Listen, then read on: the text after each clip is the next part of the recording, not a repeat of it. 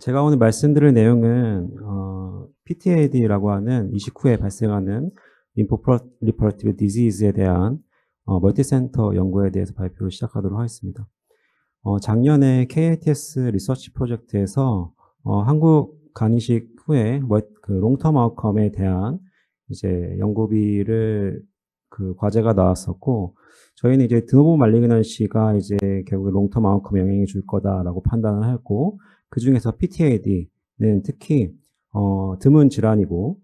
특히나 이제 어떤 연구에서는 10년 이후에 발생하는 사람도 있고, 또 대부분의 연구에서 연구 기간은 10년에서 20년 정도로 보고 있기 때문에 이게 적합하다고 판단해서 이 주제를 가지고 공모를 지원을 하였습니다. 감사하게도 저희 연구가 이제 채택이 돼서 지금 보신 6개 연구 기관에서 데이터를 주셔서 저희가 이제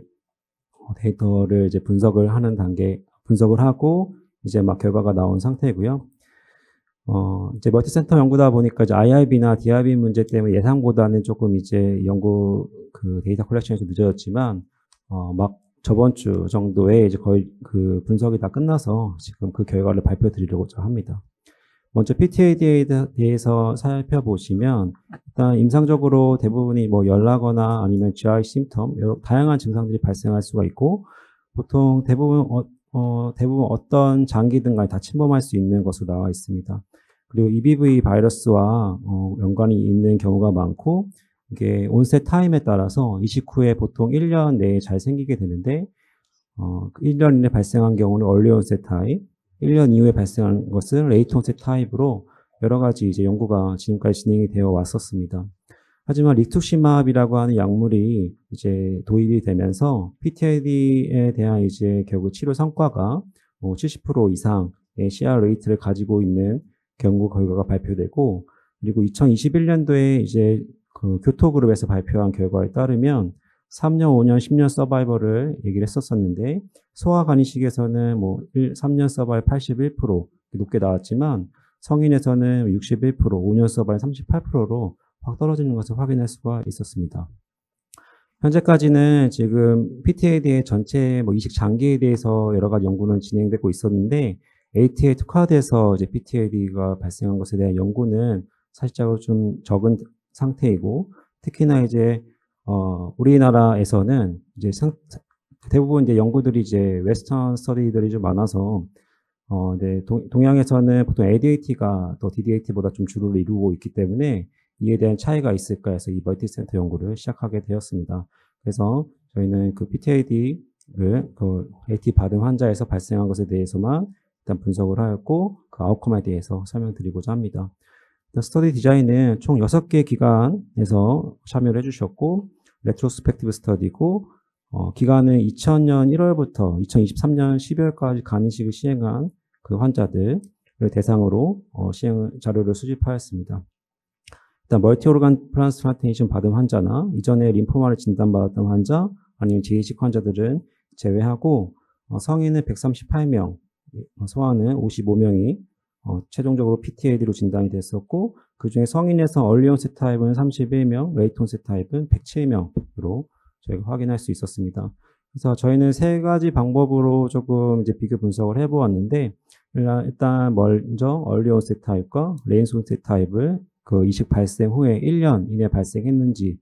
여부에 따라서 구분을 했었고, 그 다음에 ADAT와 DDAT 사이에 차이가 있는지를 확인하고, 그 다음에 성인과 소아의 결과에 대해서도 한번 비교를 해보았습니다. 그리고 처음에 이제 진단은 어디서 했는지도 사실 중요할 수 있다고 판단이 돼서 이 부분에 대해서도 저희가 조사를 했었고,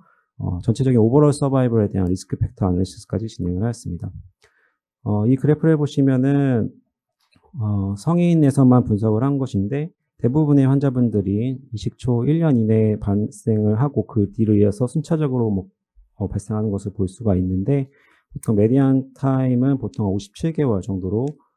확인되었습니다. 먼저 얼리 온셋과 레이트 온셋 PTAD에 대해서 결과를 확인해 보시겠습니다. 먼저 얼리 온셋 타입은 총 31명, 레이트 온셋 타입은 107명이 진단이 되었었고, 진단 당시에 나이는 얼리 온셋 타입이 조금 더 어린 것으로 확인될 수 있고, LDAT는 상대적으로 레이트 온셋 타입으로 나타난 것을 확인할 수가 있었습니다. 얼리언셋 PTAD 같은 경우는 그 진단받기 전에 리젝션을 진단을 받아 치료받았던 히스토리가 레이톤셋 PTAD에 비해서 좀 더 높은 것을 볼 수 있고, 성인이다 보니 대부분이 EBV는 한번 앓고 지나가서 안티바디가 있는 경우가 대부분 많아서 두 군간에 큰 차이는 없었습니다. 그 다음 PTAD 스페시픽한 데이터를 보시면 대부분의 타입이 이제 모노몰픽 PTAD라고 하는 쉽게 말하면 디퓨즈 라지 B셀 림포마와 같은 이제 타입인데, 이게 가장 흔하게 양군에서 보이는 것을 확인할 수 있었고, 특이한 것은 이제 얼리 온셋 타입은 EBV 바이러스의 그 DNA 농도나 아니면 바이옵시상에서 EBV가 보이는 정도가 더 많은 것을 볼 수 있고, 리버 그라프트의 인볼브를 더 잘하는 것으로 확인이 되었습니다. 하지만 이제 레이톤셋 타입 같은 경우는 가스트로인테스티널 트랙이나 그다음에 보통 케모세라피나 서지컬 리섹션까지 시행하는 경우가 많았었고, 결과를 보시면은 그 아웃컴을 보시면 원이어 모탈리티 같은 경우는 이제 얼리온셋 타입이 조금 더 안 좋은 것으로 보이지만 전체적인 오버롤 서바이벌 자체는 크게 다르진 않게 보입니다. 이 그래프에서 보시는 것처럼 PTAD 타입에서는 보통 4종류가 있는데, 그 중에서 모노모픽 PTAD라고 하는 디퓨즈 라지 B셀 림포마에 해당하는 것들이 지금 양군에서 제일 큰 프로포션을 차지하고 있습니다. 처음 이제 이니셜로 진단되는 그 사이트를 조사를 했는데, 일단 얼리온셋 PTAD 같은 경우 아까 보신 것처럼 리버의 인볼브를 좀 잘하는 경향이 있었고, 레이톤셋 PTAD 같은 경우는 가스트로인테스티널 트랙이 보통 되면서 내시경이나 아니면은 그 옵스트럭션 심텀으로 수술적으로 제거하는 경우가 상대적으로 많았습니다. 다음은 ADAT와 DDAT에 대해서 비교를 해보았습니다. 사실 이 부분이 저희가 가장 이제 중요한 의미 있는 결과가 나왔으면 하는 그런 연구 주제였고요. 보시면 DDAT는 총 29건, ADAT는 109명이 해당이 됐었고, 나이는 이제 ADAT가 조금 더 진단 당시 나이는 좀 더 높은 것, 그리고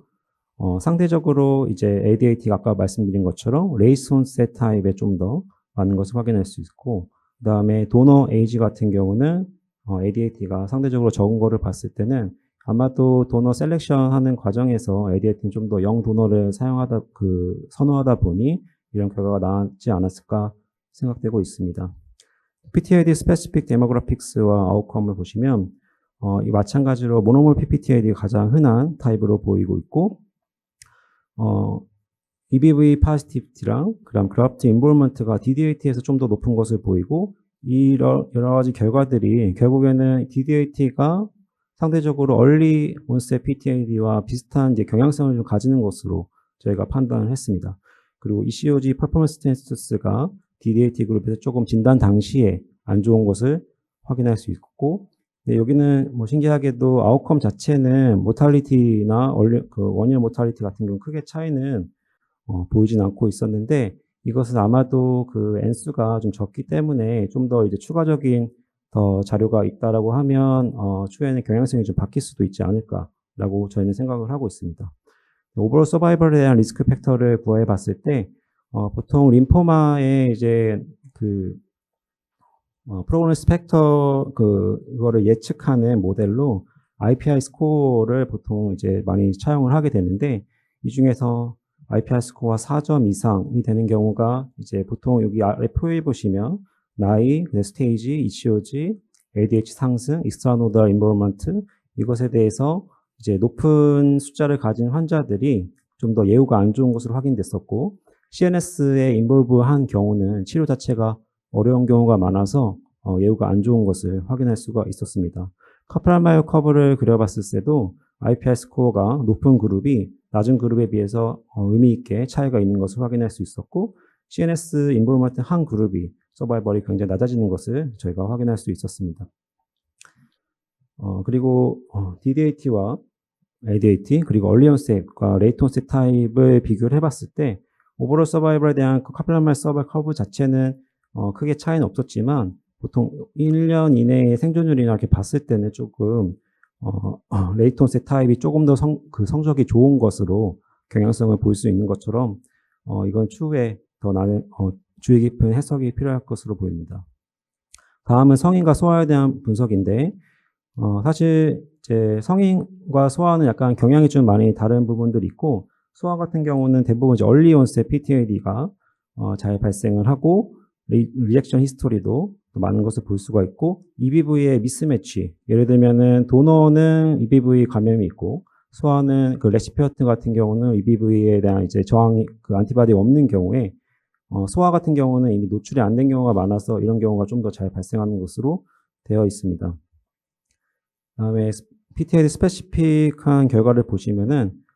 이것도 마찬가지로 EBV와 관련된 것은 소아가 훨씬 더 많은 것을 볼 수 있고, 상대적으로 이때는 그룹 간의 차이가 나는데 PTAD 타입이 성인은 모노몰픽 PTAD에 주로 해당하는 것에 비해서 소아 같은 경우는 얼리 스테이지의 non destructive 타입의 PTAD가 주로 발생하는 것을 보고, 당시에 진단 당시에 이제 스테이지나 아니면 퍼포먼스 테스트가 좋은 것을 확인해 봤을 때 이 자체가 서바이벌이나 그다음 CR 레이트가 좋아진다는 것을 저희가 확인할 수 있었습니다.